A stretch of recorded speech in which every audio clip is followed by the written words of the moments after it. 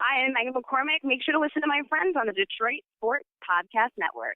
Doc here for DetroitBeardCollective.com, Detroit's premier grooming company. Visit DetroitBeardCollective.com if your beard is feeling dry, scaly, if you need to maintain your beard. This day and age, there's products out there that helps you take care of your beard. Beard butters will make your beard feel softer, better smelling than ever before. The Doc actually rocked a beard earlier this spring and summer, and I actually used the beard butter. I heard that Adam was into styling, and I'm like, you know what? Let me take care of myself. So I went to DetroitBeardCollective.com and bought the beard butter. My face actually does feel smoother. I definitely checked out the products at the Detroit Beard Collective. They got great t-shirts, oils, the ultra-popular Beard Crate, which is a wide assortment of a bunch of different Detroit Beard Collective products. So definitely support those who support us, DetroitBeardCollective.com.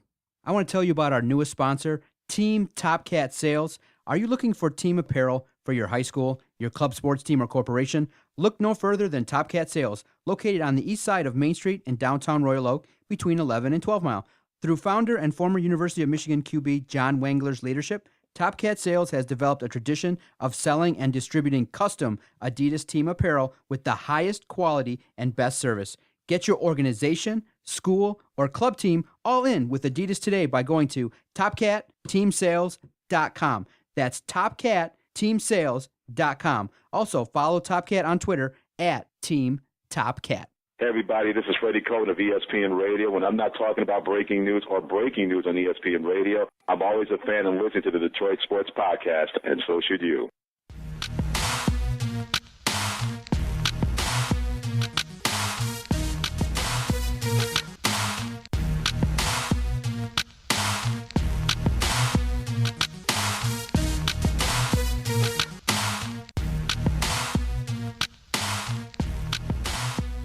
Happy New Year's Eve, everyone. Welcome to another episode of the Doc and Jock Sports Podcast. I am the Doc, John Macaroon. Joining me, freshly minted with his brand new headphones, looking dapper as always in his Adidas gear, my cousin, Adam, sponsorship here. the Jock Strozinski. What's up, cuz? What's happening? Up, man? What's going on? How was Christmas? It was a great time. I love life, man. Got a chance to take a couple days off finally. I went hard this year at work trying to build the office and take a couple days off. And then as you're listening to this, I will be curled up on my couch, taking another 2 days off this week, Thursday and Friday. I'm going to be sitting, getting all the pregame hype for the Cotton Bowl. I'll be super excited. I will be, I'm going to go all fanboy for the Cotton Bowl. Whatever happens, I'm going to be excited to watch the game, tweet with the fans, enjoy the game, enjoy New Year's Eve. And if I make it, if the game goes great, and if I make it to New Year's and we win,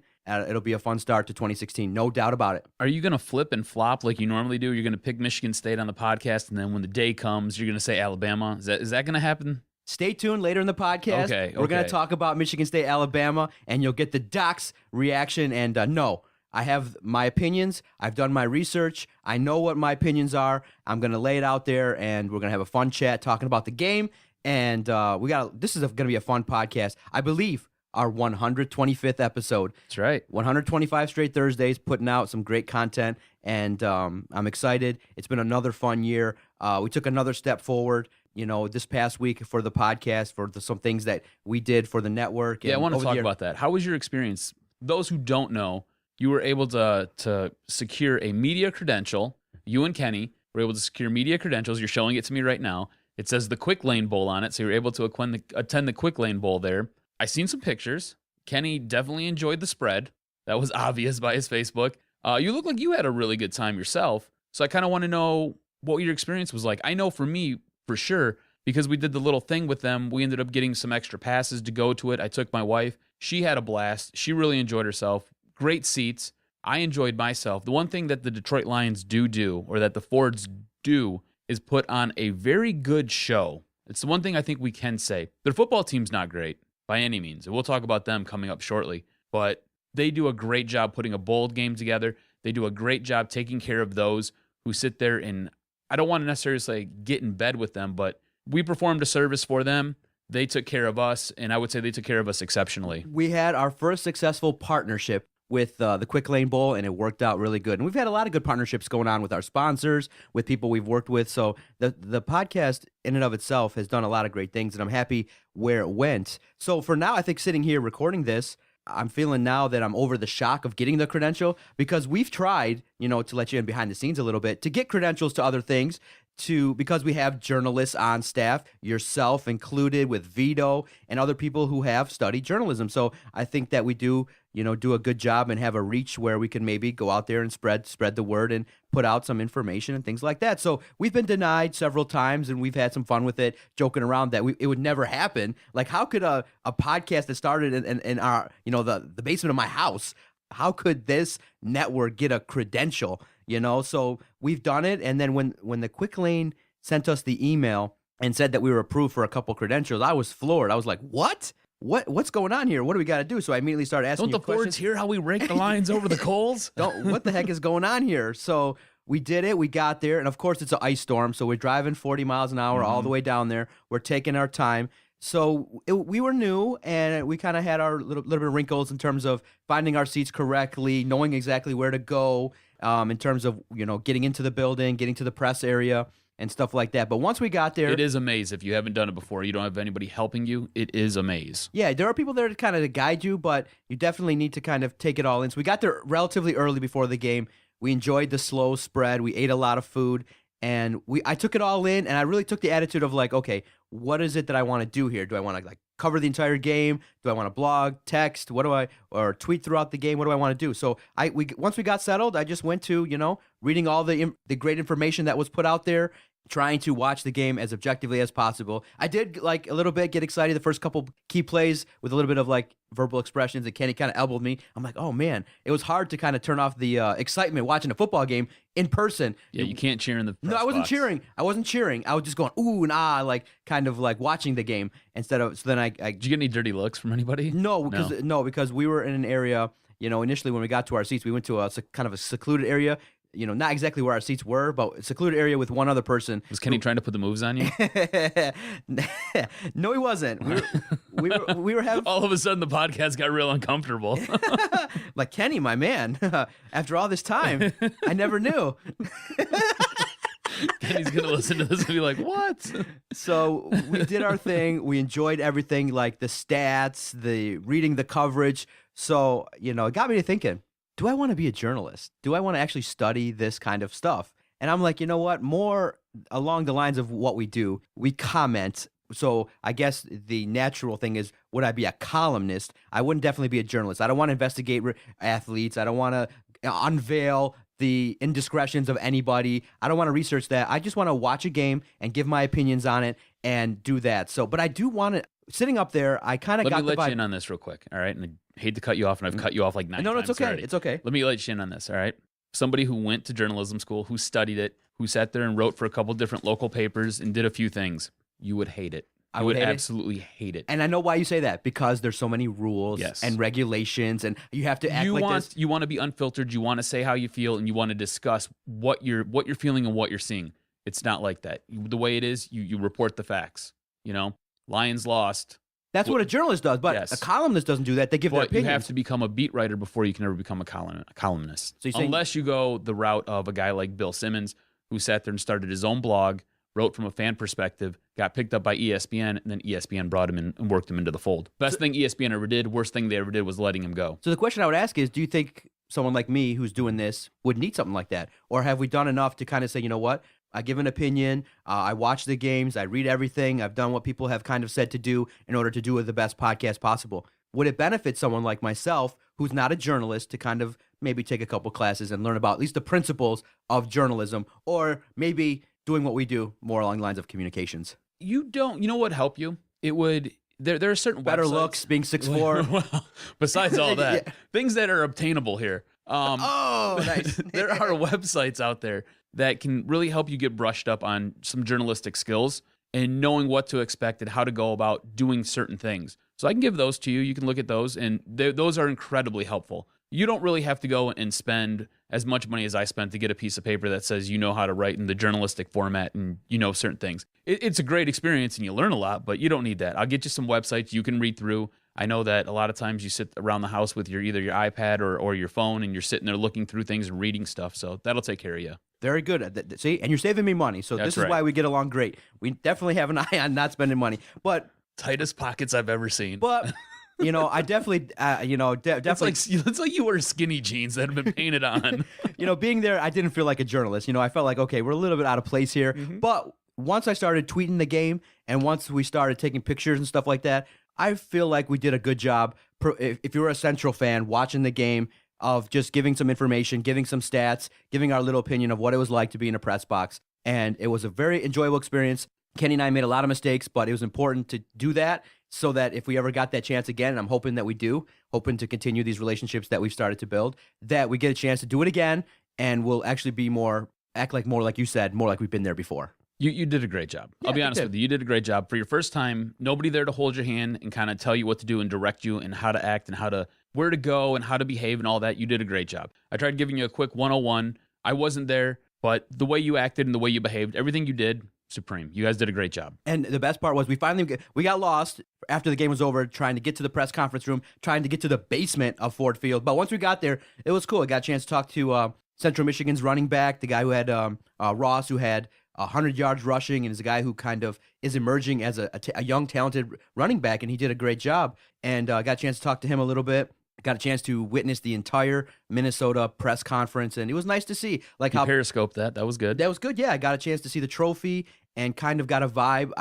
I knew going into it, I asked Kenny, like, do you want to split up? Do you want to cover Central and I cover this? We just wanted to kind of stay together and just kind of see what it was about. And I got a sense of kind of how the questions are. Kind of like how you feel, what you were thinking, kind of questions were asked to the MVP of the game, the quarterback of Minnesota, and kind of taking, getting additional information regarding his injury, his thoughts in different situations, and, just the kind of, it wasn't as tense. Like, I feel like I had a question lined up that I could have asked, so I was just kind of playing it like that. Like, what would I ask and how would I ask it and things like that. So going forward, it's just we know the questions to ask. It's not like it's rocket science. How do you feel about this situation? What was going on in your mind in this and that situation? It's not, it's something where as long as you don't get personal, I believe, as long as you don't ask ridiculous questions, maybe at a sensitive time regarding something that may be taken as a personal attack, I wouldn't have a problem next time just going up there, firing off any kind of questions. And it was light too. There's maybe only a dozen people in there as we got in there. So it would have been a nice thing to do to ask a question, but we took the stance if we wanted to kind of just learn. That's good. That was good. You guys did a good job. Just like you said, no personal attacks. You don't want to go hard at them, but you do want to remember you are the mouthpiece for the fan base. So you got to kind of approach it that way. But you guys did a great job. You guys did an excellent job. I was very impressed with you guys. Oh, thank you very much. That's what we tried to do. So I hope we get the opportunity to do it again. And it's really fun. And it's another way. I do believe that, quote unquote, bloggers or alternative media, as long as there's that healthy relationship, then it's a great thing. And I believe these teams should allow more access to individuals like us and things like that, because in the end, we have worked hard to build up whatever audience that we have, and we have a way of presenting information that is a little bit different than traditional media, and it's a good thing. It's a great relationship, and they allowed us to do it, and we did it, and I think we did a good job. Yeah, we have a little bit of a different reach and a different approach, so I think you're absolutely right on. Again, mouthpieces for the fan base. You want to get to your fan base, you want to talk to your fans. You're going to want to go through guys like us. They listen to podcasts. They know what's going on. Yeah. Most fan bases are intelligent. The Lions fan base is hyper intelligent. The Michigan State fan base, hyper intelligent. The U of M fan base, sometimes delusional, but very intelligent. They know what's going on. They have a grasp of what's going on. So they don't want to sit there and be spoon-fed certain things. So they go to alternate sources like us, where we basically tell you how it is. Yes, sir. Now, let's tell it like it is. Let's talk about the Lions. Let's switch gears here a little bit. Mm-hmm. And the Lions put on a great performance, and it was another great thing as being part of the Quick Lane Bowl. We got tickets to go to the Lions game. Took my father-in-law for the first time, and it was nice to see, because we're so jaded, you and I. We've watched a lot of this mess. We've sat in the stadium going, seriously, this is what it's about? Day after day, but it was so fresh to get a nice perspective from someone who hadn't been there before. So taking my father-in-law was such a great experience because his eyes were like big, like a kid, like, wow, he got a chance to cross it off his bucket list because he's never been there before. And I feel bad. Someone did tweet me, when I tweeted out that I took my father-in-law, he's like, man, you failed your father-in-law. You're a terrible son-in-law. I'm like, oh, was he saying that because I've never taken him? Or was he saying that because I'm actually taking him to see the Lions?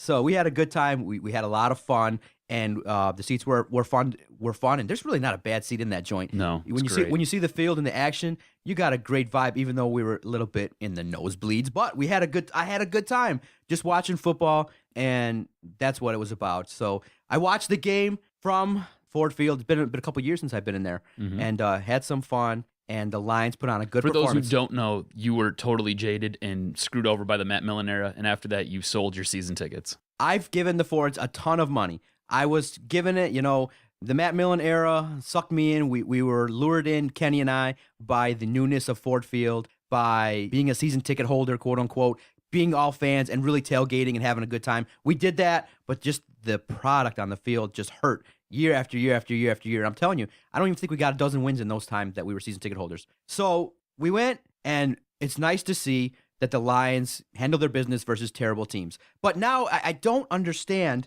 and it upsets me when I read these comments from people on Facebook and Twitter that the fans of the Lions take these wins versus garbage teams and they elevate it to a height that it doesn't need to be. We beat a garbage 49ers team, and they are horrible. Dude, they literally had so many false start penalties. My father-in-law noticed, like, dude, what the hell is going on with all these neutral zone infractions? Good God. And everyone in the media was like, yeah, the coach of the 49ers starting to look like the Lions. They played bad. The 49ers suck. The 49ers are awful. We beat a bad team. Yes. It doesn't indicate that there's no pressure on the Lions. They're going out there and playing out the string. This has no reflection. I believe the text message was, these Lions look similar to the Millen era, or these 49ers look similar to the Millen era Lions. Yeah, they're horrible. Good God. And, you got a victory, good. But you have to look at the facts. If you want to get a great article, and a friend of the podcast, go read Josh Katzenstein's article. He lays it out perfectly in the Detroit News. He's like, listen,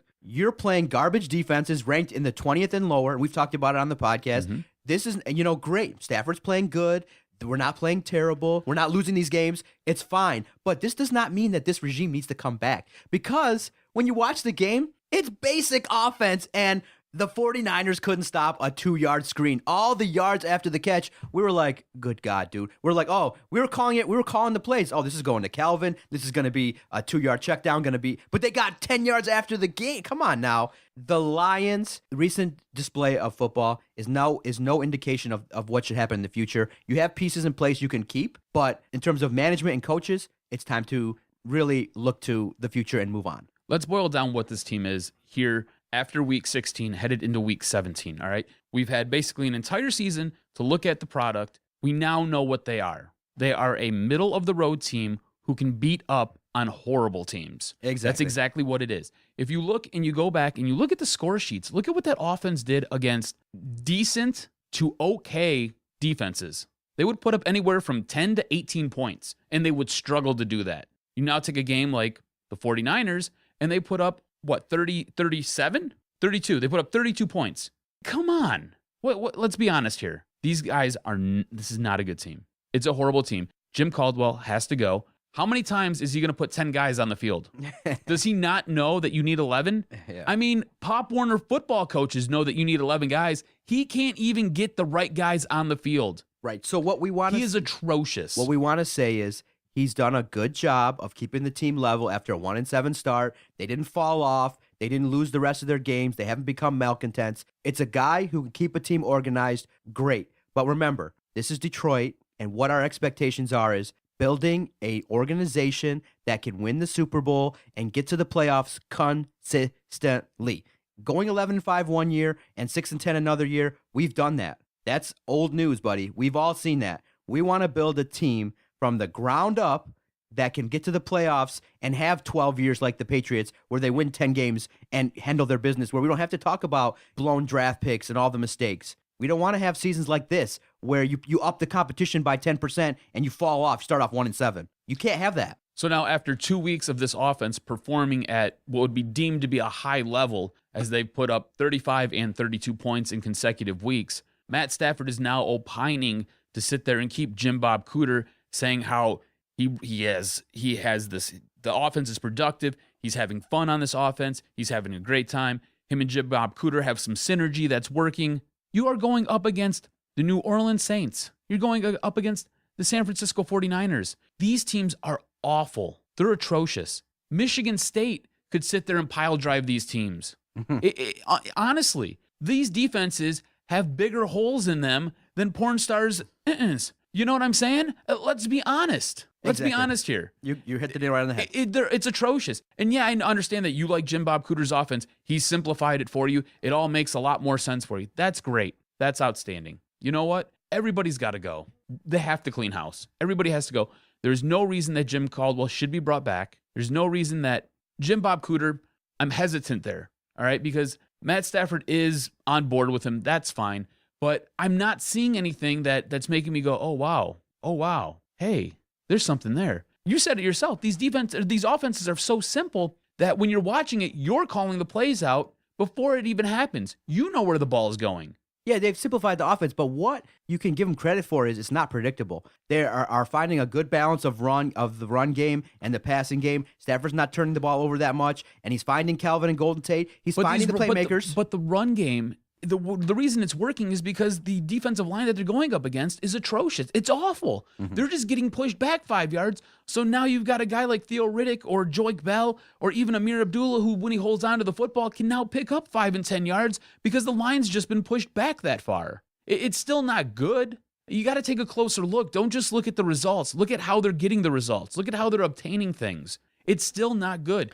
You're right. He is completing some passes to Calvin Johnson and to Golden Tate. All right, but basically Golden Tate runs one route the entire game. It's this cross route where he basically floats across the middle, finds a dead spot, and if Matt Stafford doesn't put it within 10 yards of him, he's not catching the ball. See, now this is so Lion-esque in terms of the fact that you got a guy, Cooter, that has put in an offense that is decent, is kind of showcasing what skills Matthew Stafford has in terms of throwing the ball a little bit all over the field and getting the ball down the field and putting points on the board. Now, granted, like I said, you do have to play who's on your schedule, so they can't control where the other opponent's defense is ranked and stuff like that. So it is Lion-esque that they got a guy in Jim Bob Cooter that is respected and that can be a guy that can be successful in this league. So I would implore the Lions to potentially looking at keeping him.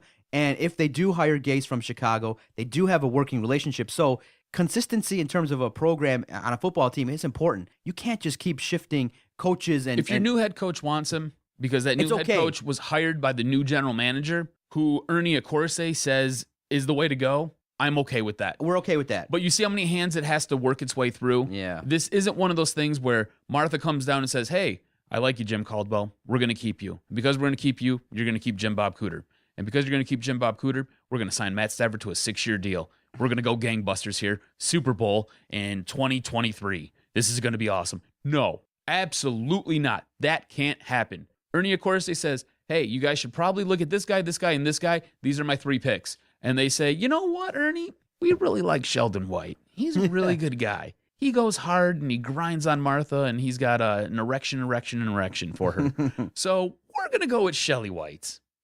If that's the case, I'm done. I'm going to put it right now. I'm done. And I will proceed to then murder this team every time we do this podcast during the football season. Now listen, here's even if they win, even if they blow out a team as good as, I don't know, maybe a Super Bowl Denver Broncos team, or blow out a team like the New England Patriots. I don't care. I will show up here every week and I will annihilate them because they will then perpetuate everything that they've done for the past 50 some odd years. What's fascinating is, the first Monday after the NFL season is typically known as Black Monday, where all the coaches get fired. That's right. I wouldn't expect that with the Lions this year because they don't have a general manager in place. You have to kind of hold off a little bit and get, within that first week or two, you got to get these people in here, get the interview started, and get your new management team in here so that you can maybe get some interviews for some quality head coaches. Unless it's already kind of starting to formulate itself behind the scenes, it's not going to be a quick process. They should do their due diligence and interview as many people as possible. So, don't jump the gun in terms of the fact that,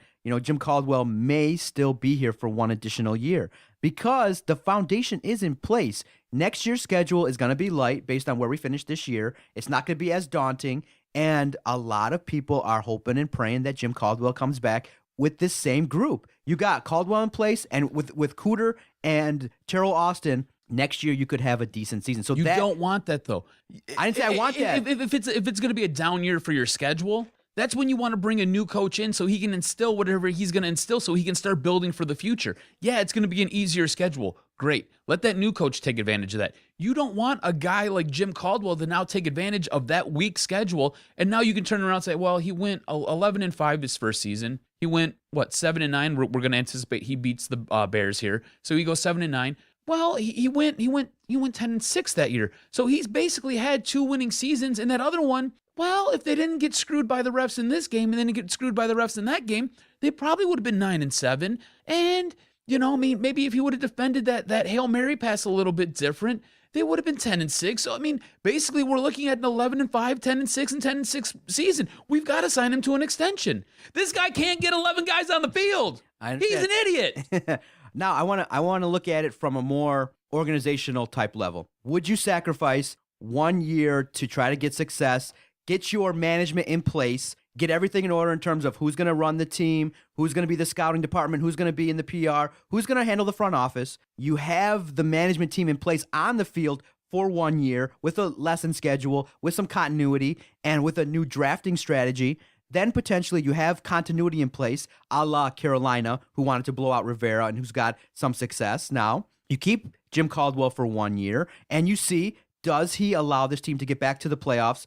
And I guess the question I'm going to pose to you is, would you sacrifice long-term success for keeping this regime in place for 1 more year just to see what would happen while they, figure out what they want to do? And what you and I have talked about is, let's just blow it all up. Well, I say, you know what? You could also say, let's just keep it the same for 1 more year as the new guy kind of gets accustomed to what he wants to do. And then next year, maybe Caldwell goes 9-7, 10-6, maybe gets to the playoffs, maybe gets that 1 victory. Then you could say, you know what? We're looking for more than this, and you bring in your people. Absolutely not. It's the NFL. If you bring in a new management system who wants a new head coach, who has a plan and a system in place, you can win right away. It's been proven time and time again. I don't care what Jim Caldwell can do for next season. I don't care if Jim Caldwell brings some continuity to this and Matt Stafford feels all warm and fuzzy because he's got the Coots with him. All right? I don't care. I don't give a damn. It's all about long-term success. What is the one thing that we have come on this podcast for 125 episodes and screamed about? Super Bowl time. It's That's time. Right. Raise your expectations. We want to be like a New England. We want to be like the Patriots. We want a system in place where when they draft guys, whether you think they're good or not, these guys pan out and they fit the system. They work. They don't have to be great, but they have to fit the system. This goes back to the way D'Antonio constructs Michigan State. He's pulling in 2- and 3-star guys who are now going to the NFL and becoming studs. Why? Because they fit his system. He knows what he's doing. He knows how to coach these guys. I don't care if you go and you draft off the board. You don't take the guy that Mel Kiper likes. You don't take the guy that Todd McShay likes. I don't care if they're 6th-round guys and you're taking them in the 3rd round, but they fit your system. And you can trust that system because now you have a formula. You have something in place that you can lean on, and that's going to lead to long-term success. And that's what we want. We want playoff wins. We want playoff wins to lead to championship wins. Championship wins to lead to Super Bowls. And Super Bowls to lead to rings that we can slap people in the face with. So you're confident a new coach and a new regime in their first year can do some damage I'm next confident year. in Ernie Accorsi putting the right pieces in place. What I am questionable and hesitant on is Martha Ford's love affair for Jim Caldwell. That has me nervous. I'm confident, though, that Ernie Accorsi can recognize talent and can put a list of candidates in front of her that she then has to pick from. And then if she allows that new general manager to do his job, if he agrees that Jim Caldwell's the best coach out there for this team for next season, I will ride with it. I don't think it's the best idea, but I'll go with it because this guy who was handpicked by Accorsi, who then laid in front of Martha Ford, and she said, yes, he's the guy who's going to lead us into the Neverlands, where we never go, to the Super Bowl, going to get us to the playoffs, going to get us wins, going to get us victories. They say that that's the guy, and that guy says that Jim Caldwell's the guy. I will ride with it for a year. Okay, makes sense. Now, some people after the game were looking and talking, and there was some buzz that, okay, was this the last time that Calvin Johnson showed up to play for the Lions at Ford Field? Played a good game, a solid game. He's put up relatively decent numbers for a wide receiver. They're not Calvin Johnson-esque numbers that we're used to, but he's got good numbers, is a productive player. He's a guy that opens things up for that offense, is a guy that against bad defenses can get open and do some things. Now, is he the Calvin Johnson of old? No. Obviously, it's obvious that he's starting to show signs of age. His cap number is $24 million. Everyone's talking like, you know what? I won't go to Ford Field if Calvin's not on this team. I want to keep this guy. They're all idiots. They're not idiots. I get what people do here in Detroit. They get loyal to these guys and they want guys that they've seen produce for them, even though root for the jersey, not the name on the back. You got it. You said exactly. Calvin Johnson at $24 million hurts your team. Period. Absolutely. So don't fall for the hype and love for the player. It's not fantasy football. This is an organization that can't have a guy at that age making $24 million. Now, the question will be, is he willing to renegotiate to stay here?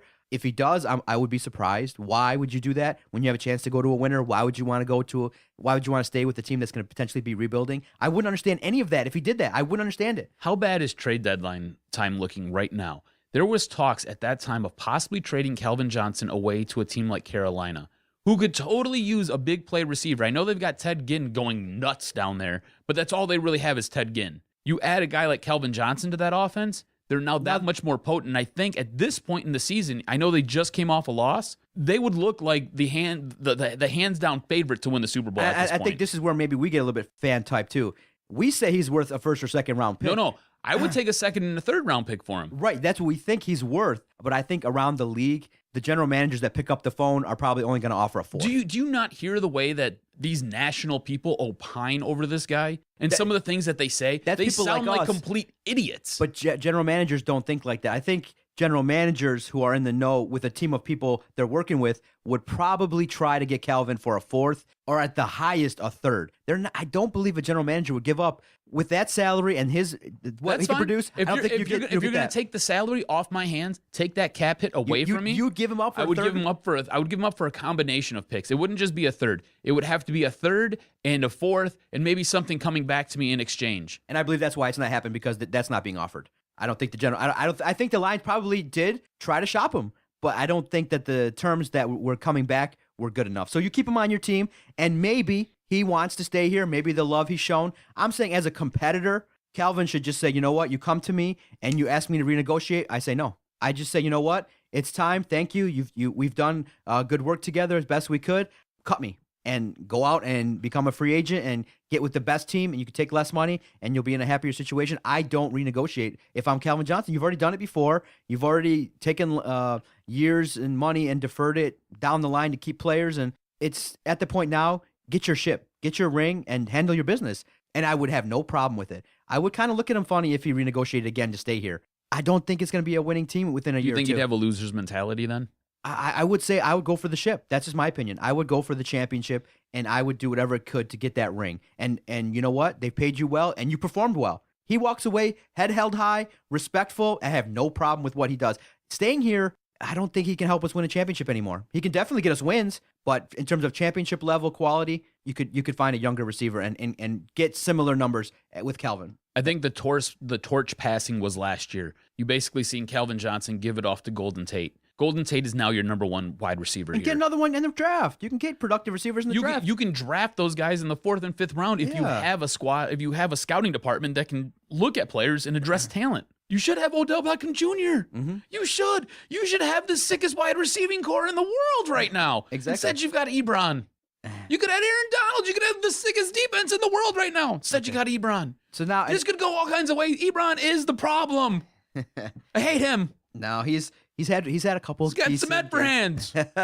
Now he's another one who takes advantage of bad defenses. Yes, you look great. Hey, I'm glad you caught the ball and then you trucked down the field for 25 yards. You did it against a piss poor defense. I hate you. Here's the part that's very fascinating. I believe now Stafford is firmly implanted himself as being the most polarizing athlete in the history of Detroit. You have the fans when they lose and he plays bad that come out and say, we don't want the guy. But when he plays like this, you have the other half. Exactly. It's 50-50 down the middle. You have, and people are ferociously debating, why are you talking about Stafford all the time? It's a team game. Give him a running game. Give him this. And you have other people who say, where are the wins? He's got stats. Good job. I firmly believe that Stafford can always be that guy that you can have a debate about. But going forward, he's the guy. He's the guy that the Lions are going to go with. No general manager is going to come in here and trade Stafford. No general manager is going to come in here and say, that's not the guy. There's no better option. He's a guy that can at least build around for the next couple of years. And really fascinating going forward, he's going to be the guy that's most talked about and most debated until he gets some more wins. And will he do that? It's going to be, most people are going to say no based on the history, but he is, I believe now,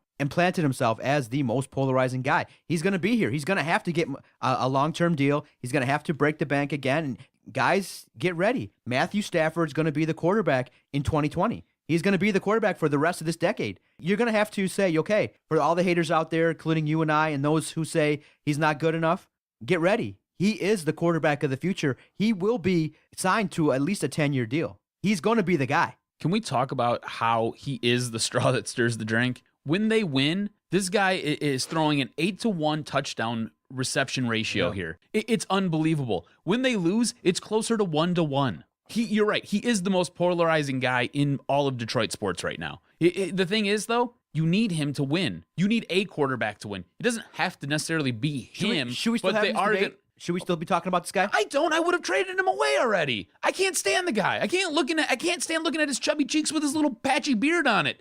He's got a patchier beard than me.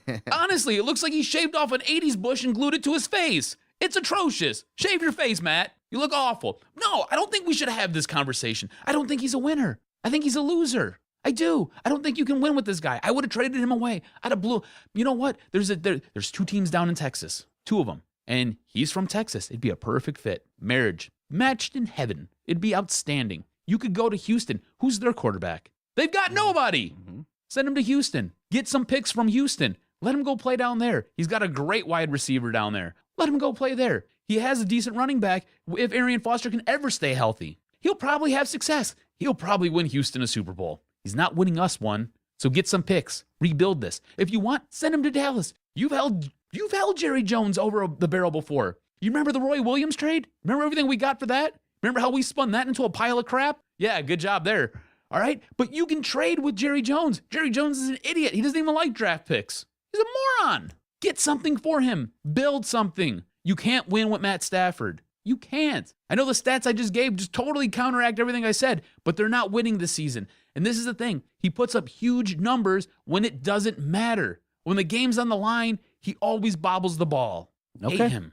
I hate this entire team. No, I believe that the times ahead are going to be a little bit better for sure with new management. I don't believe it's going to be the status quo, but the percentage chances I get so frustrated when we talk about them. The percentage chance that Stafford and Calvin Hurts my Johnson heart. are back are pretty high. I would say 60%, 60, 65. They're It's both higher back. than that. They're going to bring them all back, sign them to huge deals, and they're just going to keep kicking the can down the road, and it's just going to be brutal. You lost your hope. 38 minutes in, the hope went away. Week 16, man.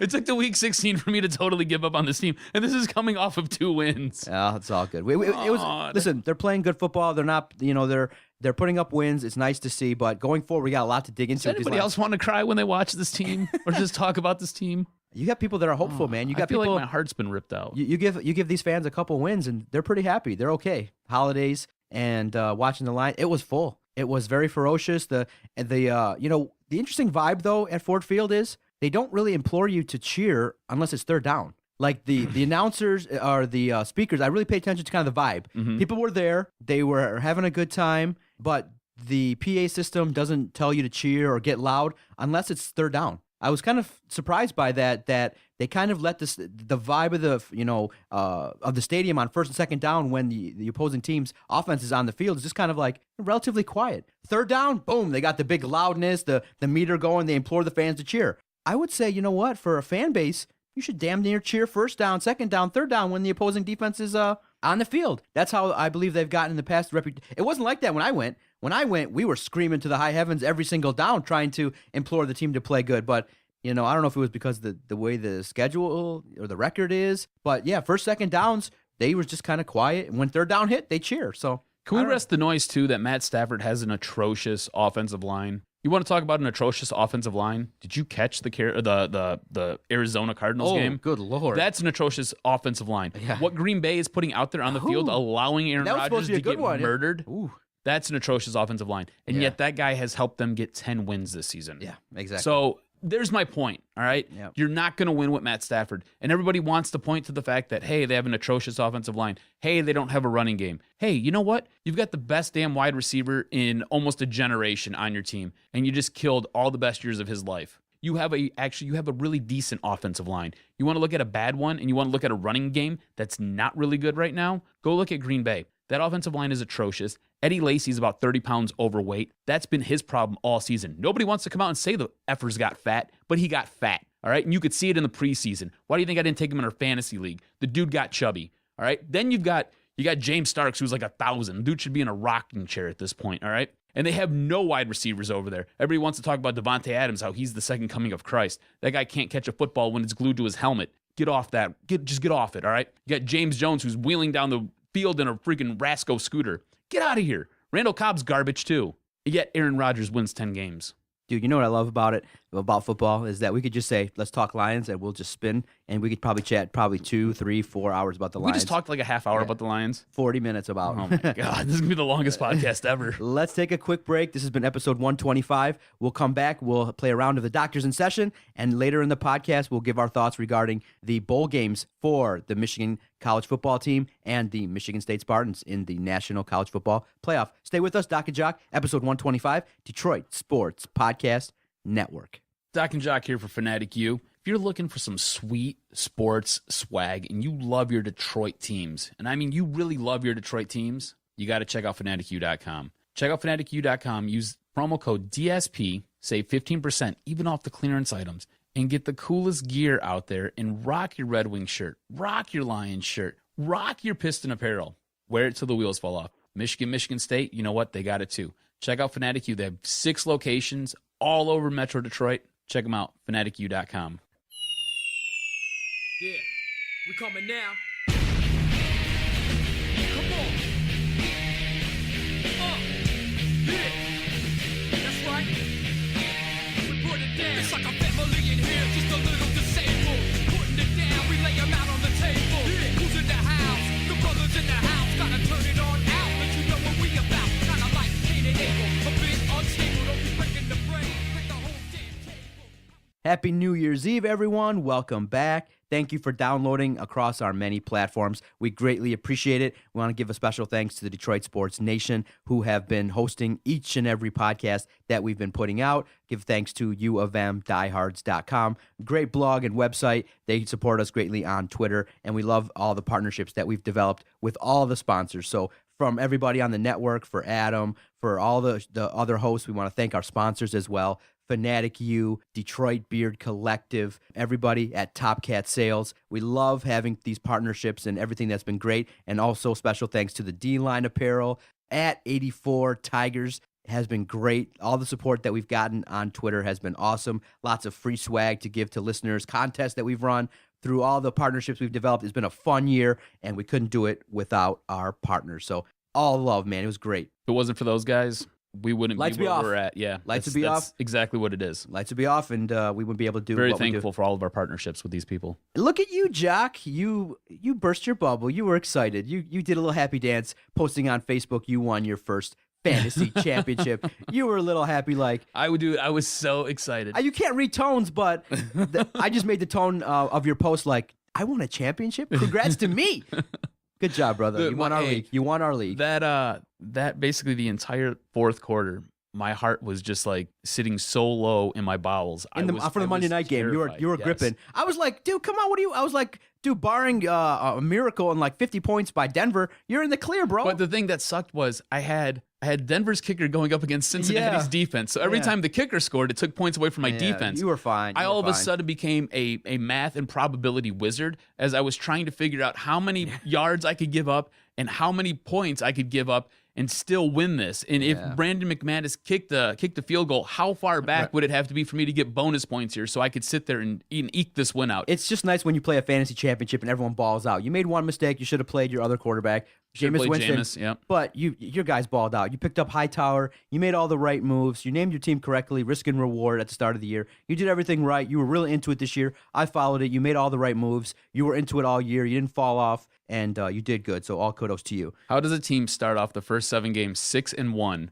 and then sit there and go 0-5-1, and then somehow roll off the next 3 wins. That's what, because the name of your team, risk and reward. Oh, man. In the middle of the season, trading everybody, trying to find a running back because all my running backs died. See, now on my end, in that league that you and I are in, I started off okay, 5-4, and then lost the rest of the games, and it was just tough because I didn't have a solid running back core, and I was trying to piece it together. It just didn't happen for me. But in another league that I was in, you were in a championship game, right? I was. All right, how'd you do? Horrible. Everybody bottomed out. I rode basically Antonio Brown to the finals. Okay. So up until the final game, he was great. It would have had to fall perfectly. I would have had not to play Ginn, and I would have had to put in Ruben Randall, and because he balled out, and then I would have had to not play my tight end who was balling, Delaney Walker, who got me to the ship, killing it. That was my biggest pickup all year in any league. So I would have had to take him out and put in Kelsey, and then I would have. No, you're not doing that. So if I did those two perfect moves, I would have won. But in the end, I started Bortles. He carried me. I lost by 20. It was like 119-91. But basically, I had no running backs. I rode my team with the best receivers and Blake Bortles. But I had no running backs. I used Carolina's third running back now this week and James Starks. Wow. So, but Antonio Brown literally carried me to the championship. Yeah. But of course, when you're a guy like me, you go into the ship and someone texts you, "Hey, you want to take a split?" 3 seconds later, hell yeah, I took a money split. So beforehand, there was no pressure. Okay. I had thought I was going to win. I thought I was favored to win, and it was looking good, but his team balled out. And Phil has a great story. Good thing you took that split. Yeah, so for those of you who are listening on the network, Jason Jarvie won a league, Adam Strozinski won a league, Phil Pomani, backup fill-in host for the Fantasy Nerds. He started off the year 1-5, came back, put a team together, he won the ship. So we can do some things here in fantasy football. We're in the know. We know what we're doing. And I'm an idiot. I just asked everybody everything and tried to put together a team. I made the finals and got a money split. So, hey, check it out. Going by the wisdom of everybody on the network. Hey, now. Hey, we're doing some good things, man. Fantasy football. We're in the know. Check it out. Fantasy Nerds, look for season 2 next year or when we decide to put out more episodes of that great podcast. All right, cuz, it's that time of the week. I'm ready to give my great opinions and what we call The Doctor is in Session. But to be the man, you gotta beat the man. And I'm saying, woo, right here. I'm the man. Woo! All right, King of the Couch, what are your thoughts on the Peyton Manning HGH allegations and story by Al Jazeera? There's a lot of differing opinions going on there. Peyton's coming out saying, no, I didn't take this stuff. Anything that was sent to my wife's house was my wife's, not mine.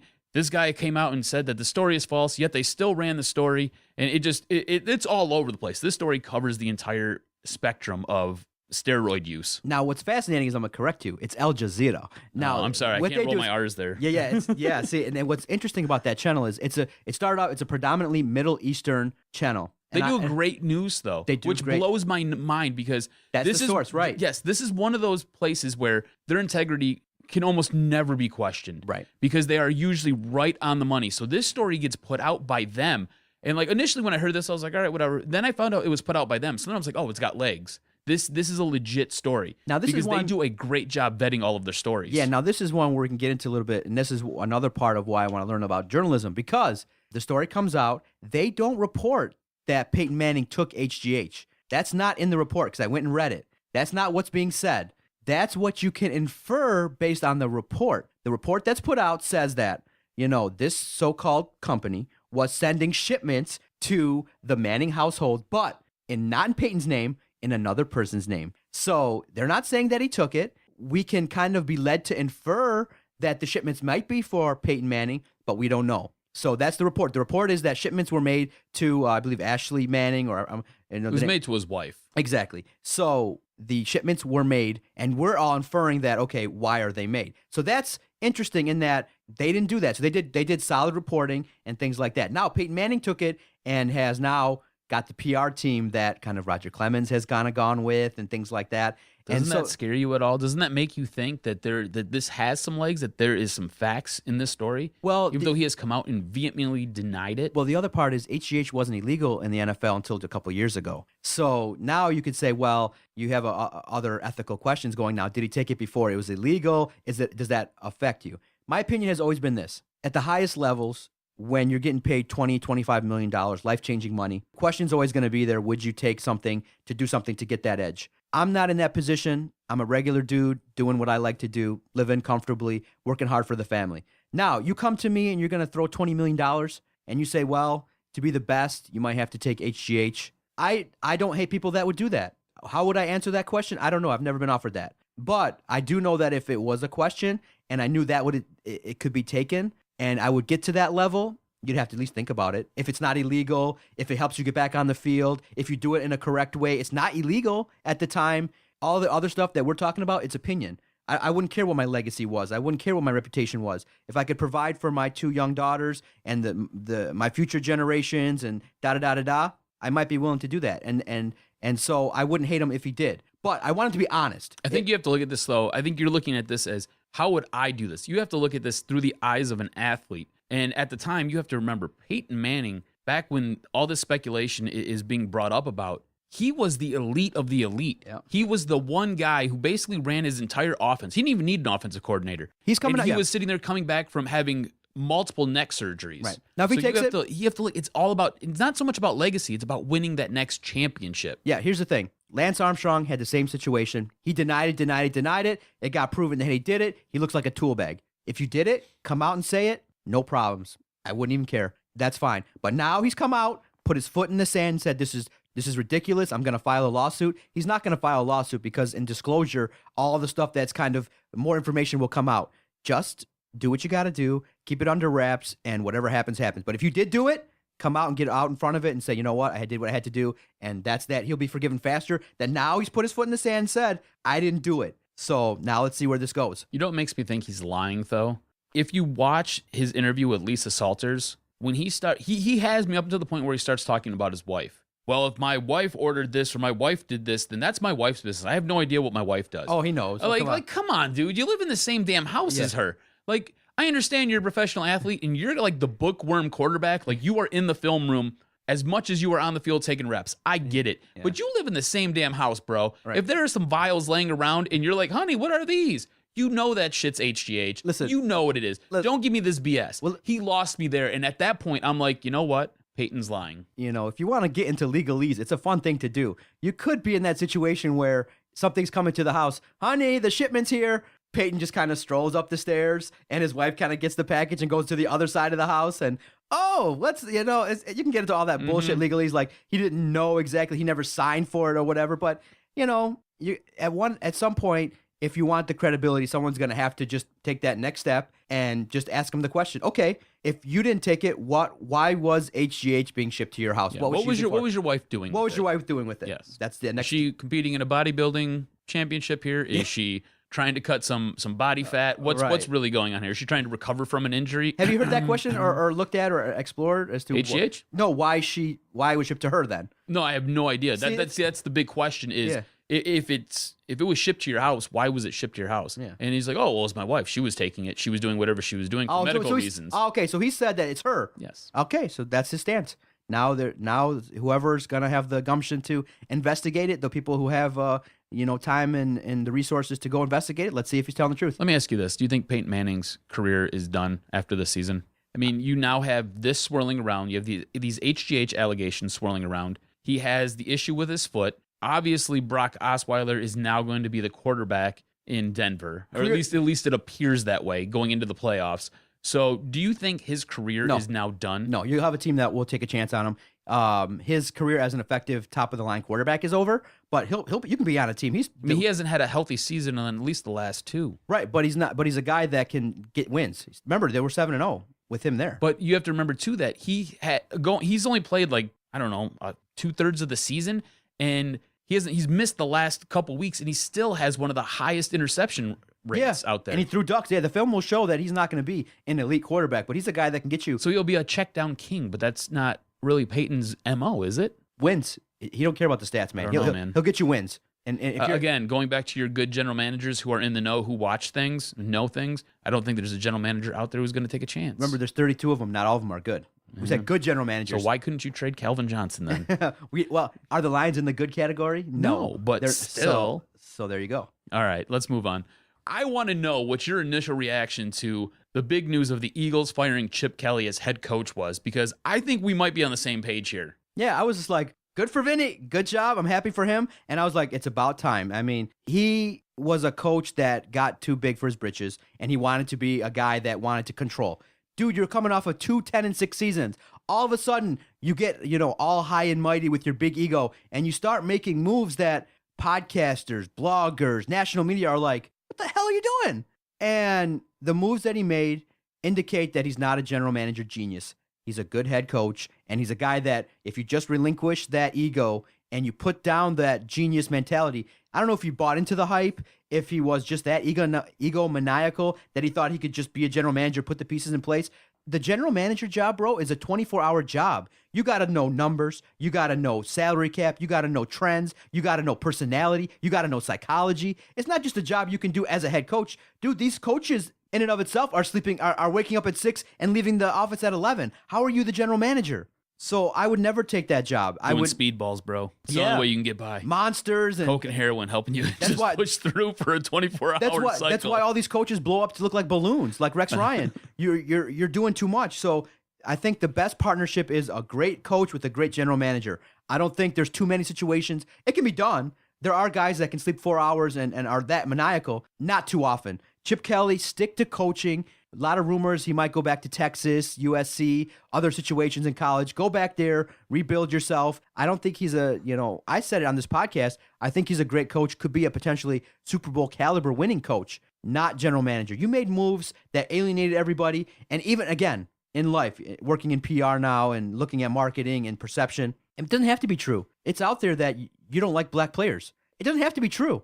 Couple guys might look at you funny. You keep 1 or 2 high-level guys off your team, and that kind of rumor goes around, you're screwed, period. So whether it be true or not. So he did a lot of mistakes in terms of how he got rid of guys that were potentially talented. In terms of the moves that he made, he jacked them all up. So he deserved to be fired. The timing's interesting. I mean, 1 game left, I guess so. But I guess the rumor going around is that he was told, like, hey, let's let you kind of chill out with this GM thing. And he said, hell no, and boom, he got the boot. So he really, in the end, the downfall of most big-time people is their ego. And if he didn't recognize that he couldn't be the GM, he's no longer in Philly. Out the door, brother. See ya. Your reaction was totally different than mine. At first, I was like, oh, poor Vinny. And then I was like, oh, shit. Is he going to come to Detroit? Is he going to be on the top list of candidates? Listen, the wild ass the worst thing you can do is bring him to Detroit. Yeah. Don't bring him to Detroit. Listen, I'm trying to put the vibe out there. My initial reaction. Yeah, the wild ass shit that the Lions have been doing in the past is starting to fade. I believe it. I believe they're starting to make the steps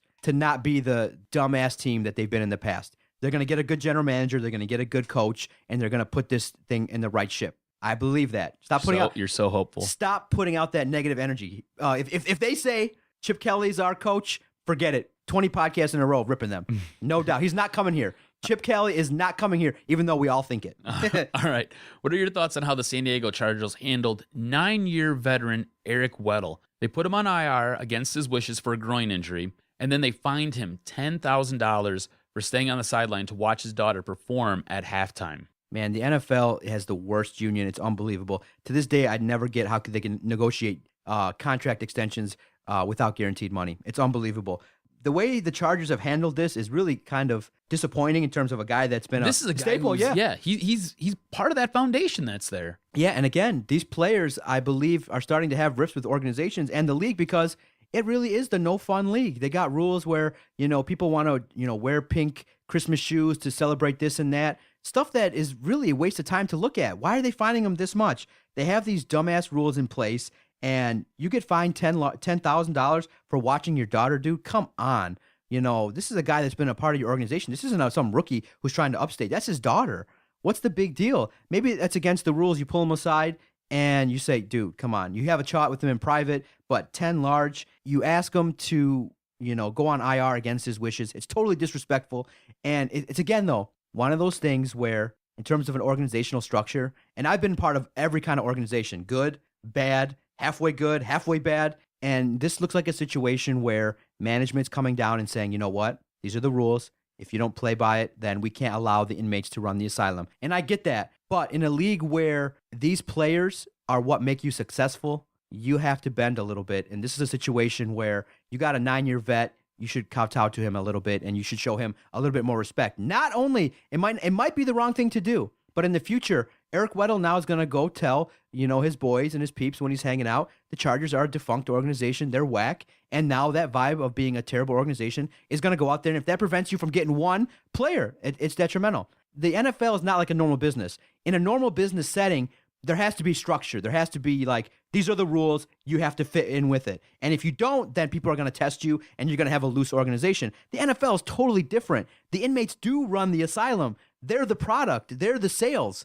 They're the people you got to keep happy. They're in essence the customer. The customer's always right. The players are the customer. And the management has to really, really try to do their best to let these players be happy. And the way they treated this person, the way they treated Eric Weddle was very disappointing and showed a little bit why the Chargers have kind of been off the last couple of years. And in the end, the Chargers are leaving anyway. They're going to L.A. Yeah, I totally agree with you. The way that they've handled this, they totally screwed the pooch. Eric Weddle is one of those guys who probably would have ended his career a Charger for life. Yeah. Now his contract's coming up. I think this is going to form a little bit of a rift. Don't expect him to be back wearing the Thunderbolt. It just... They botched it here. The players need more rights. They need to advocate for a little bit more fun in this league. I mean, it's a great game. And if you're going to worry about whether people are wearing pink shoes, whether this and that are going on, I mean, it's ridiculous. It's a fun game.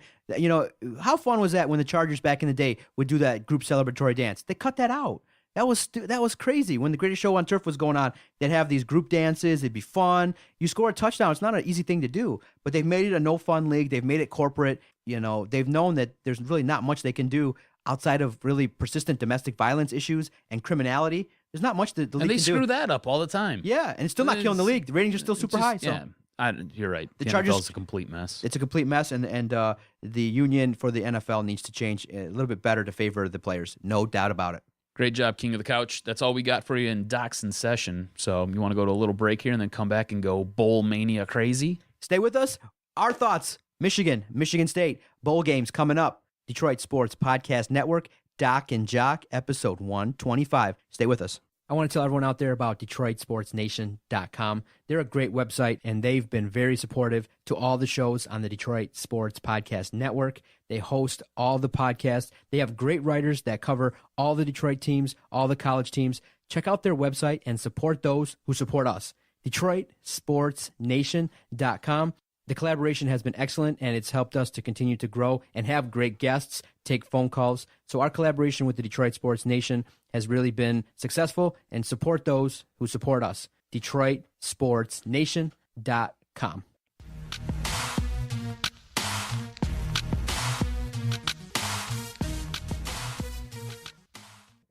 All right, cuz, as you're downloading this on New Year's Eve, it's going down, baby. The Spartans, wow. Once they got to Dallas and the spectacle that is the college football playoff, I literally, on Tuesday morning, got up, had a cup of coffee, turned on the flagship, the 4-letter network, 9 a.m., and who the heck is on the screen? 1 hour coverage for Michigan State. D'Antonio is having fun with the reporters. They're talking about, they got his name right. Everything was done correctly. The spotlight, the stage, the spectacle that was the college football playoff. And I'm like, wow. The Spartans are in it, and they're in the big dance, and it really has a feel of a big-time event. Not just a bowl game, it's a playoff game. The Michigan State Spartans tonight, 8 p.m., are going to be in the playoff, and they're going to have a super tough matchup against Alabama. It's going to be strength versus strength, a game that you do not want to miss for any circumstance. I don't care if you got plans with the wife. I don't care if you got reservations that you made back on January 1st, 2015. Put all that aside, sit down, watch this game, and cuz if you ever had a situation where the cosmos is, some shit is in the air, bro. Did you hear what happened with Clemson? 3 of their dudes, like a bunch of dummies. They all got popped. They all got popped for failed drug tests, so they all got sent home. It's in the air, bro. Something's going on, dude. It might be in the cards for Michigan State. You think the stars are lining up? Something's weird, dude. Clemson, that shit's weird. Michigan State's in it in the Final Four. Everybody's saying that Oklahoma is they're no joke either. Is the probably the best team in this though, which I don't know. I don't think so, but that's just me. We'll save that for a different day. Yeah, but it's just nice to see a big time sporting spectacular event, an hour coverage for Michigan State, and now you feel like, okay, you know what? We've arrived. We're in the conversation. We're going to break down the game. We're also going to talk about, Michigan, Florida. At some point. Do you think, though, before we get into Michigan, Florida, and we start off with Michigan State and Alabama, Do you think that the committee kind of screwed this up a little bit? Not so much with the way they rank the teams, but the day that they're playing this game on. You're playing it on New Year's Eve. You're playing it, and you're doing it at such. You're doing both games at difficult times. People are working at 1 o'clock in the afternoon. So how are you going to be able to see this game? You know, it doesn't make sense. Or I'm sorry, 3 o'clock, but 1 o'clock on the West Coast there. So how are you going to be able to watch these games when people are actually working? And then you follow that up with an 8 o'clock start for the Michigan State game. I mean, that's going to take you right into basically when the ball drops. You try getting your wife, if you made plans with her in advance, you try getting your wife away from those plans to go watch that game. Good luck. Absolutely good luck. And you were exposed to this earlier. You were on the webcam show with Justin Rose, and someone asked it, and you were like, why are you asking me? But now you're faced with that very question. Like, I am. Wow, it's New Year's Eve. And I've got myself in a pickle. Yes, you want to watch the game. But yeah, the timing of it is, really suspect. But you also have to remember, these are college athletes, and the two teams that win this game have to turn around in 12 days on the 11th and play. So it has to do with scheduling, with the arenas, the television. Fine. So it's a tough time. Move it to a Saturday. Move it to tomorrow, the 1st. Play it on It's a national holiday. You could do that too. Play it on the 1st, or play it on that Saturday when nothing else is going on. Own that time, and then you come back. What we'll say 10 days later, 11 days later. You're going to play that following Monday because the championship game's always played on a Monday. Who cares? I just think they screwed the pooch on this. I think they're dumb. I think they're ignorant for doing this. They're making everybody else's life miserable so they can sit there. Well, your life. I'm the boss. I tell, honey, boom, Michigan State's in it. I'm watching the game. We don't have no plans. Like that at all. No, of course not. It does not. I'm like, honey, is it okay if I watch the Spartans? It's okay. Can You know what's messed up? When she was a kid, I'm gonna tell you a little secret. When she was a kid, she was a huge U of M fan. Oh, well, you moved into the picture. All of a sudden, she's now green and white, green and white, green and white. She was a U of M gal? Yeah, because my whole family's U of M. She didn't like when she would watch sports. She would watch sports with me and my dad. The beauty of live podcasting. We're gonna figure this out. Her? Let's call her up right now and find out. Yeah, she's gonna deny it. She's gonna deny it? She's gonna deny it. You think so? Yeah, I know. Oh my gosh. We used to turn. Here's the thing. We would go over to the house, and it'd be me and my dad. I'm gonna dial her up and and my talk. sister. Do it. We'd go over to my dad's house, or my grandmother's house, and my aunt's house, and we'd sit there and we'd show up at there and we'd watch, some Michigan games or whatever, and she would basically be forced to watch Michigan games with me and my dad. Oh. So, yeah, she grew up a Michigan fan, whether she admits it or not. Okay, let's see. She's gonna deny it. But you come into the picture. Yeah. Oh. She's so angry. Honey Bunny, you're on the Detroit Sports Podcast. Honey Bunny. Adam and I were just chatting about college football, and he revealed something. He said that, that's my kid. I can't hear. He revealed something, and he said that back in the day as a kid, you were a Michigan fan. We got Yeah, I was. Oh, she doesn't know it. Yes. Oh, honey, we never talked about I this. was a Michigan fan when we started dating. You knew that. No, I did not know that. Yep. And then Yes, you did. then you turned her, bro. You turned her. Oh, you see what you did? How did you? What? I never know. How did I know that? It's because you never asked a question. You got to ask questions and listen. You knew that I was a Michigan fan. I told you. I was a Michigan fan, but I converted because I really had no choice. Against your will, huh? Against my will, I had no choice. Are there any pictures surfacing with you and any maize and blue? I don't know. There might be. My mom- I had my mom a might have Michigan jacket. Oh no! Oh, I remember that. 'Cause that was that like old starter coat. Yeah, I remember that. Oh. My mom might have some pictures. I'll see if my mom can dig some pictures out. Okay, Let's honey, see what we happens. had to verify the facts. I'm greatly disappointed here. My buzz is off a little bit that I didn't know you were a Michigan gal at the time, but... Yes, you did. You knew that. My whole family was a Michigan fan. Oh, I knew your whole family. So- Okay. All right. Love you, honey. I missed you at Christmas, Love Andrea. Merry Christmas. I'll see you later. See, the things you know, podcasting. She was a Michigan That was gal. so impromptu. That Yeah. was great. No. Yeah, dude. Yeah, you converted her. You changed her. You flipped her. Just like your picks. Always flipping and flopping.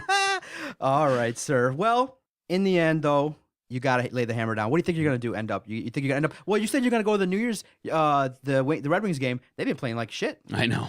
So we're gonna go to the Wings game. We're gonna go watch that, and then we're gonna go to dinner. And I have no idea what's gonna happen after that. I know that she wants to. We're gonna be downtown, so I know she's gonna want to go. I think into Campus Marshes for that ball drop that they have down there.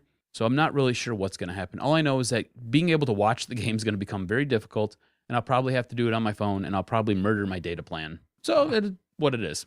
Okay, so now let's get into it. It's the marquee game is put at the right time, prime time, baby. It's going to be Michigan State, Alabama, two teams that are really mirror images of each other, and two teams that are going to try to do what they do best to win the game. Now, my initial impression is this. Alabama has the best player on the field in terms of Henry, the Heisman Trophy winner.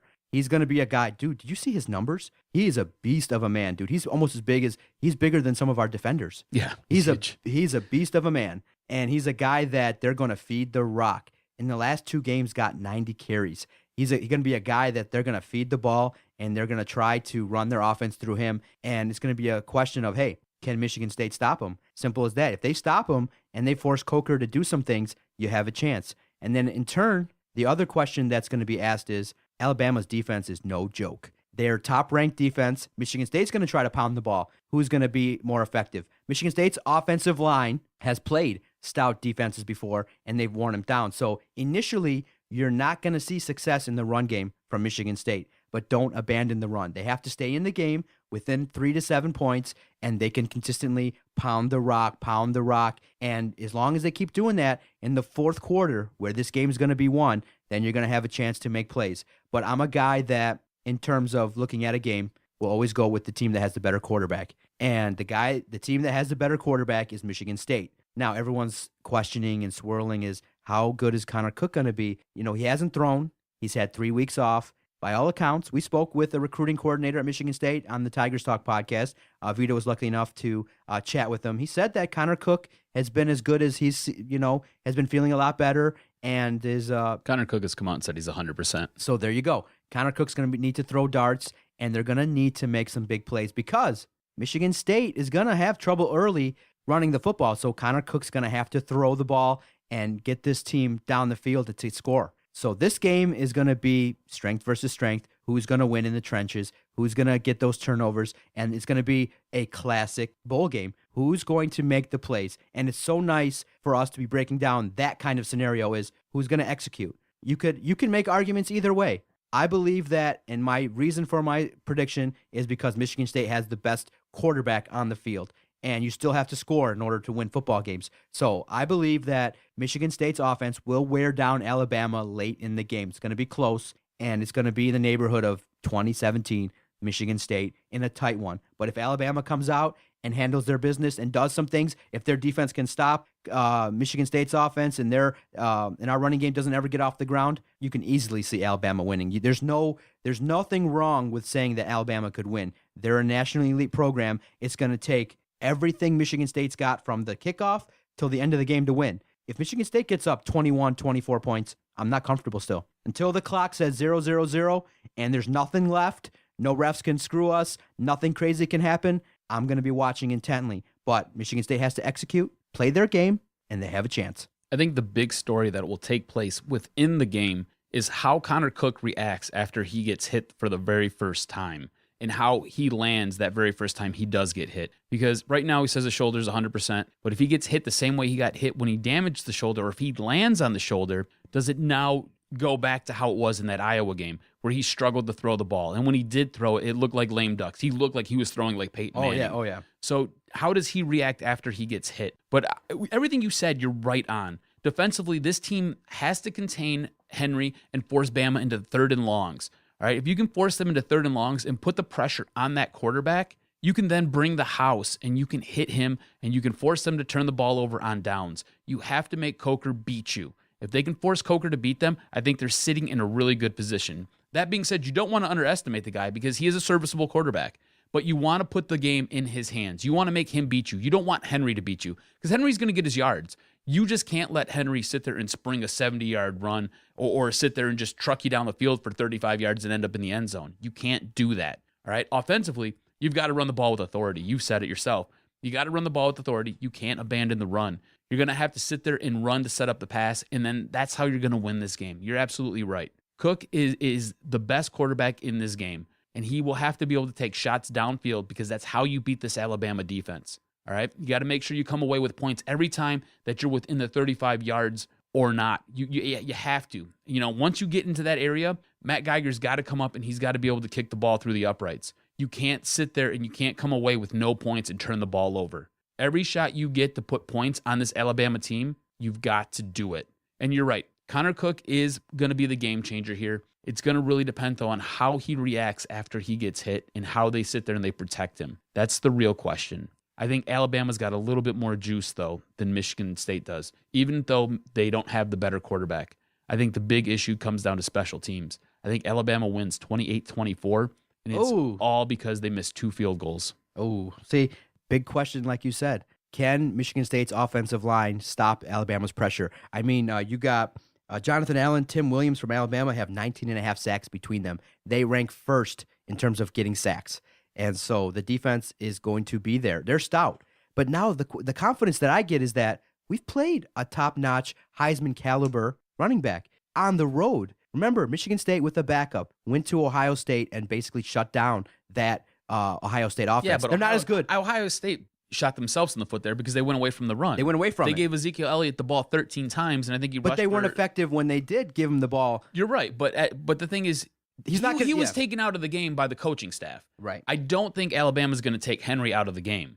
Do you know what I'm saying? I think they lean on him so much, they are dependent on him. So your job as a Michigan State defensive lineman or linebacker, you have to contain him. You know how you take Henry out of the game? Break his knees. You know how you take him out? No. You don't break his knees. I think you do. Michigan State's offense needs to put up points early. If you get up to 21-0, and then you break his knees. And then you break his knees. If you get out and you force them to, that's the key for Michigan State. If you get out to an early lead and you can then have the position of strength, then they're gonna have to abandon the run. They're gonna have to throw the ball. They have to throw the ball. You're more. right. So a lead would be nice. It's likely not going to be that way. It's likely going to be a nail biting, all the way down to the wire kind of game, and it's going to be one of those. What's that key play? Who's going to make it? When you look at it, you want Coker to beat you is what you want to happen. When you look at it, Alabama has guys that have made big plays, but so has Michigan State. So you can't even really predict who's going to make the key play. It's going to be fun to watch, but this is the makings of what really would have been a great national title game.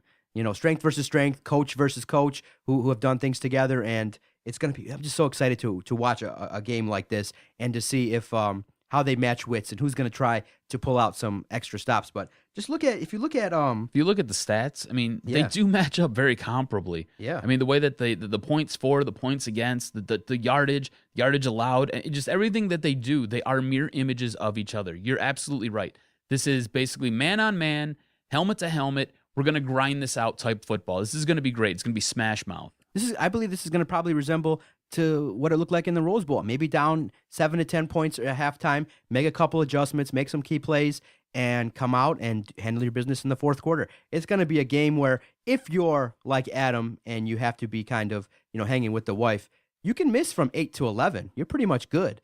You have to find that 11 to 12 o'clock hour and find the game, because that's probably going to be the money time when all the marbles will be on the line, when all the key plays are probably going to happen, in my opinion. You're absolutely right. Fourth quarter, baby. And I just agree with you. I think Michigan State's been in this situation way too many times, and they've been able to kind of rise to the occasion and even take that next step. The question really is, can Alabama take that next step? They lost last year to Ohio State, and the Big Ten now has a formula of kind of beating teams in the SEC. Smash mouth football, solid defense, execute on offense when you need to, and that's the formula that's going to I will say this much. I like Michigan State's resume to this point in the season more than I like Alabama's. Alabama's had some cream puffs on their schedule. Yep.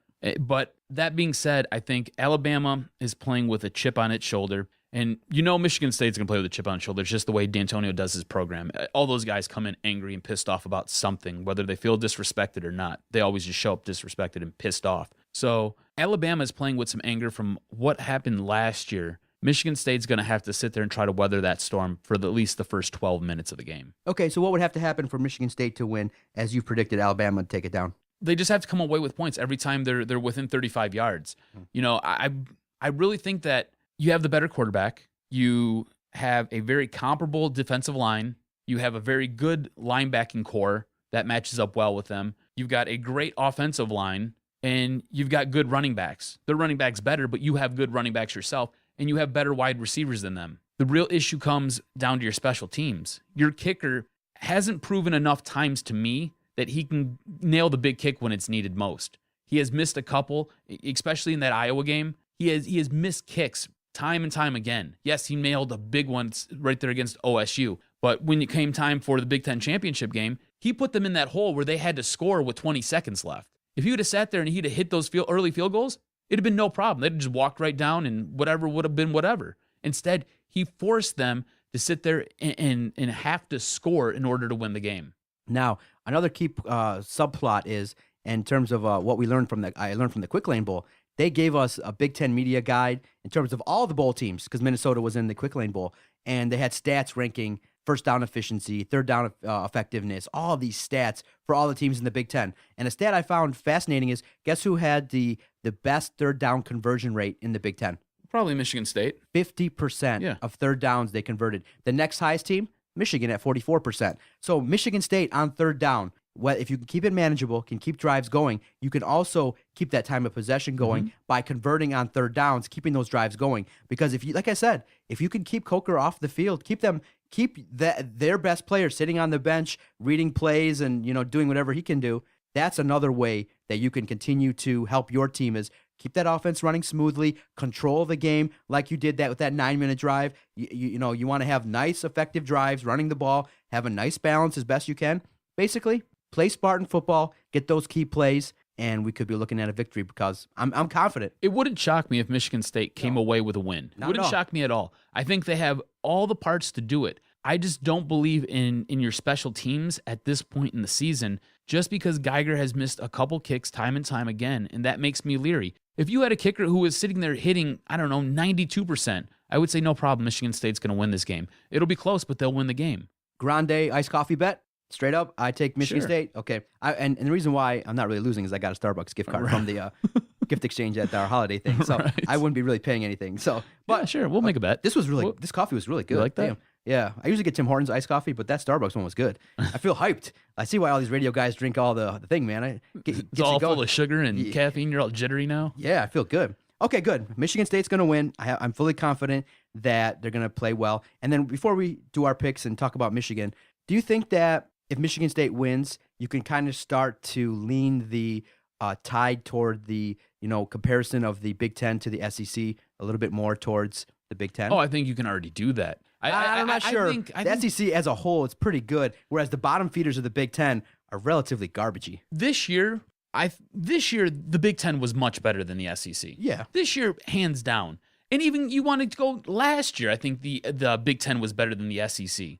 The thing that people I think are forgetting and that they're discounting is there's some powers that are starting to build up in the Big Ten, and they will rival the SEC. And I don't think the SEC has been as good as it is always proclaimed to be. There's always this SEC bias. They're not as good as everybody thinks they are. And if you look at the way the Big Ten matches up against the SEC in bowl games, I guarantee you this year the Big Ten will win more than the SEC when they go head to head. It's how it was last year too. I think the Big Ten at this point over the last 3 years has been much better than the SEC. There's just a lot of SEC love that gets kicked around because it's the SEC. Now let's switch gears for a second. Talk about Michigan. They're going to take on Florida in the, what bowl are they in? They're in the Buffalo Wild Wings Citrus Bowl. Buffalo Wild Wings Citrus Bowl. New Year's Day. They made a New Year's Day Bowl. It's nice for them. They've seen some coverage of them touring around Disney. When you say it, it just seems so smarmy and dickish. You're like, they made a New Year's Day Bowl. It's insignificant, really. You're such an asshole. What? They're in there. That's their bowl. They just show up in a... You're such a jerk. Let's go. Let's talk about that. Quick Lane Bowl, Buffalo Wild Wings Citrus Bowl, you whatever. Can't even get the name right. Was that Buffalo? Buffalo. It's going to be a fun game. I think Michigan's going to dominate. I don't really see where Florida has really a chance. I mean, they didn't play great against Alabama. No. The recipe's there. Michigan just plays solid on defense, run the ball effectively, and I think Jake Rudock is going to control the ball, and you're going to see a lot of points from Michigan. This is another game where they match up incredibly, identically, perfectly. I don't know how many more adjectives I can fit in there, but they're basically the same teams. These are two teams who lean on their defense, and then their offense just try not to screw it up. I think Michigan's offense is much better than Florida's offense. So I think that's where kind of the tide turns a little bit. The big interesting thing going into this game is how the new defensive coordinator, Don Brown, how he incorporates his system in a short amount of time. What does he do? Does he come in and is he like Rich Rod where it's my way or the highway? Or does he kind of try to build off of what J.D. Durkin already has here, incorporate some of his own thoughts and some of his own techniques, and then sit there and try to instill more of his program and more of his repertoire in the off season? That's kind of what's going to be interesting here. But I have a sidebar note, not totally related to bowl games at all. Okay, I'll tell you, We'll talk about it after here. These teams, like I said, they're very similar. Defense is the key. You got to stop the run, and you got to force Florida into 3rd and longs. And at that point, you can then bring your secondary, and you can blitz, and you can hit the quarterback. You can hit the wide receivers. I don't think their wide receiving core is all that good. I see what is going on here. Okay, sorry. We have to derail the bowl talk. I was trolling around Facebook while you're talking. Your jaw is like on the floor right now. What is going on? There aren't too many moments where your rival has now shot up the ranks of where you think of them. There's rumors swirling that WrestleMania is coming to Ford Field. We knew that. I knew that as a wrestling fan. Mm-hmm. But Jim Harbaugh has said... Yeah, you haven't heard this yet? No, I'm just reading it now. Yeah. Scrap that. He wants WrestleMania to have at the Big House. Yeah. And his favorite wrestler is the one and only. But to be the man, you gotta beat the man. And I'm saying, woo, right here. I'm the man. Woo! This is how uninterested you are in this Michigan-Florida game that you are now sitting there reading. No, look at it this way. How much I love wrestling. He's like, why not the Big House? He said, 140,000 people at the Big House. Oh, man. WrestleMania at the Big House? Isn't WrestleMania, though, isn't that performed when it's cold out? Isn't it like in January or... April. Oh, it's April? Yeah. If you get some more weather, that'd be all right. Ooh, man. Dude, I was there at the last WrestleMania at Ford Field. It has like the Super Bowl feel, dude. All the pomp and circumstance. All the big wrestlers are there. Everyone's doing their thing. Oh, man, at the Big House? That's kind of like a mix. But Jim Harbaugh's a big wrestling dude. Okay, I'm picking Michigan 45, Florida 3. I hate how you totally derailed this entire segment. No, that's awesome. Yeah, it's good. It's good. All right. Michigan wins 31-24. It's going to be, what's going to end up happening, Jake Rueck's going to hit Jake Butt for a TD. Game over. Done. And I think that it's going to be a fun game. And, do you have plans to watch that game on New Year's Day? I do. I will be hungover, and I will be making my way to the bar that sponsors my hockey team. And, yeah. What time's the tip? What time's the kickoff? 1? 1. Yeah. 1 o'clock? 1 o'clock game. Citrus Bowl. Oh, man, got to get up early. Yeah. Just nursing a headache, bro. But I'm going to sit there and start it all over. Okay, yes, sir. Let the booze flow. So they win. They have a 10-win season. Yeah. It's a pretty successful season for Jim Harbaugh, and this is fun. This game will define his first year. Because if he goes out and he loses to Florida and he ends up, 9-4, that's an awful season. Awful season because going into the season, we're like 7-8 wins, that's good. But expectations change. The way you showed up against Ohio State, absolutely embarrassing. Can never happen again. Gotcha. You need to go out and you need to redeem yourself against Florida. Pile drive them. I don't care. You win it by 31-24. I don't care. You need to beat them. Whatever you got to do. Okay, sir. Let's rip through these NFL picks. The Doc had a great week. Didn't have the stones to pick the Lions. They did cover the spread. We maybe should have rethought that. And I didn't think San Francisco was as bad as they were. Yeah, they're worse. But I got the 3 points. You got the 1. And we're tight. 37-37, what we call the NFL Pick'em Challenge. Let's rip through it, sir. This pick'em is tight like booty cheeks in prison, bro. Yeah, it's not good. What you got? All right, so my first game, the New York Jets travel to Buffalo to take on the Bills. Here is a team that believes in their coach. They believe in their team, and most importantly, they believe in themselves. Plus, they need to win to get in. I'll lay the 3 points, and I'll take the Jets over Rex. Okay. Pittsburgh is going to Cleveland. I don't know why these spreads are coming out that large. Cleveland's been playing a decent brand of football. Massive. I know, it's kind of easy pick. So with my first pick, I'm taking Cleveland plus 10. Cleveland plus 10. All right, with my next pick, Indianapolis Colts are hosting the Tennessee Titans. Quarterback roulette in Indy, but they've been rushing the ball very well with old school Frank Gore. I expect that to continue, so I'll just take the ponies. Okay, I'll stick with you and make it easy. I'll take Indianapolis too.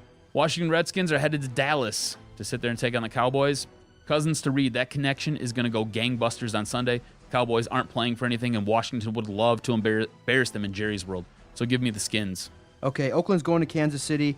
They're playing solid brand of football. I don't believe that Oakland's going to, struggle all that much versus Kansas City. They might win the game outright based on, I know Kansas City's playing a good brand of football, but I think it's going to be a tight game, likely to be a field goal or less. I believe Kansas City's going to hang on to win a tight divisional matchup. So give me Oakland plus 6.5. All right, Motor City Kitties. Let's talk about your Detroit Lions. They're heading to Chicago to duke it out with the Bears. They're playing in the I Don't Care Bowl. Because what does this matter? It doesn't count for anything. It's garbage. This is all garbage. This is what does Adam Gase look like as a coach? Yeah, that's what this is. So I'll just take the Lions because I hate Jay Cutler and I hate his insulin pump. So it's a pick 'em. I'm going to go with the Lions. I think they're a little bit better at this point. Oh, man. Yeah, they've been playing a good brand of football. It wouldn't surprise me if they went there and laid a dud. No, not at all. Wouldn't at all, but Chicago isn't that great. It's going to be a fun matchup. I'll stick with the strategy of picking similar to you. I think the Lions are going to play a good brand of football for Jim Caldwell. I really believe the players think that as well as they're playing, they have a chance to keep Jim Caldwell. So with that, I'll take the Lions as well, and hopefully I keep it close with the picks that I made and make it a championship run when we get to the playoffs. It's going to be fun. Dude, this has been the weirdest pick'em challenge. Normally, at some point... I think we're under 50%. Yeah, well, we are. Yeah. We're really bad this We're usually year. close around 50, yeah. But normally, one of us is ahead of the other, Yeah. and we are over 50. Normally, we're somewhere near 65%. Yeah. This year, well under, probably near 42%. I haven't done the math yet, but somewhere really low. And it's so tight, man. It is. We are on each other's heels right now. So this will be interesting. It's going to come down to that Super Bowl. So this is the last podcast of the year before we get out of here. What was your favorite memory? What was your favorite memory this year in sports in Detroit? I know. I think you know what mine is. I do know what yours is, and you're a jerk. I might play it in the background when you hear this. You probably will. Did you hear the Christmas song I cut together? No, I did not hear the Christmas song you got together. Oh, you didn't? I have to play it. Okay. I'll have to hear. Michigan State making the Final Four. Good That stuff. was good. I don't. It all just kind of runs together right now. You weren't thinking about it. You're like, think about it. I'll get your answer next week. It'll be a tease. I don't really know, man. You know what? Probably the hiring of Jim Harbaugh. Let's be honest. It's probably the hiring of Jim Harbaugh. Yeah, change the culture. What did the Lions do? They lost in the playoffs. They had a dud of a season this year. Red Wings, they're going through transition. Pistons, they were awful last year. They look better this year. And Tigers were an absolute dumpster fire. Yeah, I think my favorite moment for the podcast is just the constant now back and forth with talking Michigan State, the banter of the elevation of the program for Michigan State. You just like trolling me, and you like getting me all worked up and seeing me just fire off negative tweets on Twitter. A reason to troll you is always fun. So yeah, the biggest memory I had was the biggest shocker of the year was the miracle at the Big House, shocking the nation because we really were down and out that whole game, and Michigan had it, and in the end, State took it down and really launched what was a great season for them. So what a great year for the podcast. Everything's been fun. Good job, sir. Give you a nice handshake. Good podcast right week. You too. 125 episodes in, man. And you ready to tackle this for another year? Yeah, let's do it, man. That's this it. has been good, man. We just keep having fun with it. And it really is. We've talked for 90 minutes, and I think we could talk for much more. So here at the podcast, all we can say is what's next. We're going to keep reaching higher. Shoot, I will say it. Like I said, Adam and I are not afraid to ask for what we want. So we're emailing everybody. We're getting ourselves out there. We'll put ourselves wherever we want. And that's what this project has been about. Just, we're not asking. We're going to kick the door down. That's been the podcast motto is we're not asking for anything. We're kicking the door down. We're going to ask, email, and message everybody. For all the guests that came on the podcast, you've really validated our project. For everybody that's called us on our telephone lines, for everybody that's come in here and sat with us, talking about the experts and talking about, all the sports in town. It's been fun. I appreciate everyone who's really validated us, and I appreciate the fact that others are trying to do the same thing. It's great. And everyone who's doing the podcast are really showing what this medium actually is and can be. We're just two guys who love sports, a little bit of broadcast experience, and a little bit of craziness to try and put this out there. So for the Jock, Adam Strozinski, my broadcast partner, hopefully for a long time, I am the Doc, John McAroon. I've been lucky to sit with him, and you're going to hear big things from this guy. I know it. He's doing good things. He's pushing the door down. You see him every other Monday or so on the webcast. You're going to hear big things from him, no doubt about it. And I actually no doubt about it. Sooner or later, you're going to hear from Adam Strozinski, and you're definitely hearing about us here at the Detroit Sports Podcast Network. Happy New Year. Drink safely, drink responsibly, have a lot of fun at midnight, and we'll see everybody in 2016 for another great year for this network. See y'all next year. Happy New Year. Go Michigan, go Michigan State. And all I can say is Detroit Sports Podcast scores. I hear voices in my head, they counsel me, they understand, they talk to me.